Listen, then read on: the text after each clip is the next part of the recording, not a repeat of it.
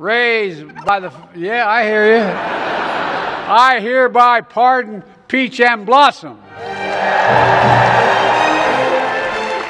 Thanksgiving যুক্তরাষ্ট্রের সবচেয়ে বড় উৎসবগুলোর অন্যতম একটি উৎসব। এই উৎসবে আমেরিকানরা পরিবার, বন্ধুবান্ধব সবাই একত্রিত হয়ে একে অপরকে ধন্যবাদ জানায়। সবাই মিলে আমোদ ফুর্তি করে, সুস্বাদু খাবার খায়। প্রতি বছর থ্যাঙ্কসগিভিং অনুষ্ঠানে যুক্তরাষ্ট্রে প্রায় 46 মিলিয়ন বা 4 কোটি 60 লাখ টার্কি খাওয়া হয়।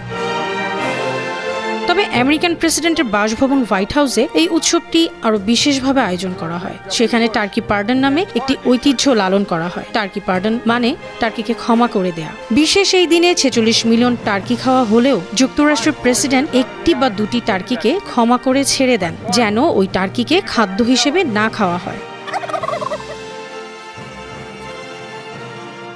সাবেক প্রেসিডেন্ট জর্জ H.W. বুশ এই ঐতিহ্য 1989 সালে শুরু করেছিলেন। এরপর থেকে এটি চলতে থাকে। সেই থেকে আজও টার্কি পার্ডন থ্যাঙ্কসগিভিং অনুষ্ঠানের একটি মজাদার অংশ হয়ে আছে। এবছর প্রেসিডেন্ট জো বাইডেন এই ঐতিহ্য পালন করলেন একটু ভিন্নভাবে। বাইডেন পিচ এবং ব্লসম নামে দুটি টার্কিকে পার্ডন কিংবা ক্ষমা করে ছেড়ে দেন। I hereby pardon Peach and Blossom.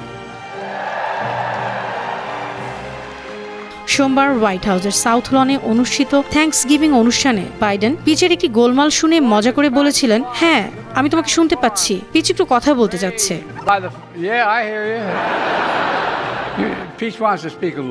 এরপর হাসতে হাসতে তিনি বলেন, ওরা শান্তভাবে বসেছিল আর লিভিং অন এ প্রেয়ার গানটা শুনছিল।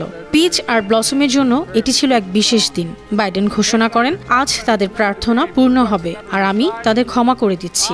অনুষ্ঠান শেষে পিচ আর ব্লসমকে মিনেসোটার ওয়েসেকার কৃষিকেন্দ্রে পাঠিয়ে দেওয়া হয়, যেখানে তারা নতুন জীবন শুরু করবে।